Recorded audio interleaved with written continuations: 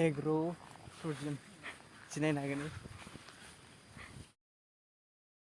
हेल' guys, बे आंनाव जों सेटेलाइन बेखौ बयबो फोथाबाय गाइस दिनैनि भिडिअखौ नायलांबाय थादो आरो दिनैनि भिडिअआ जोबोद मोजां जागोन गाइसबो। आं मोनसे जायगायावहाय थांनो नागिरदों नायनो हागोन आरो ना नायलांबाय थादो भिडिअखौ आरो जोबजासिम नायनो हागोन जाबाय गाइस। चलो टंला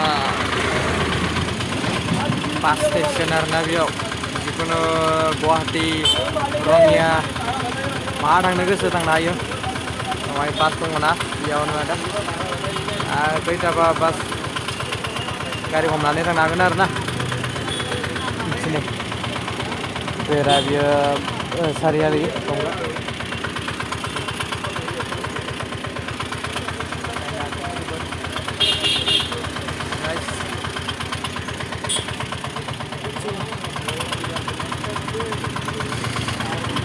हटेल बायदिसिनाबो दङ माने ओंखाम उखैयो नालाय बेयाव जाफैनो हायो आरो ना।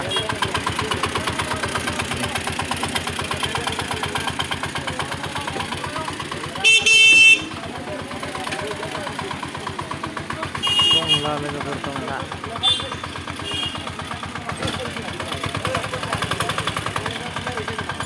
sini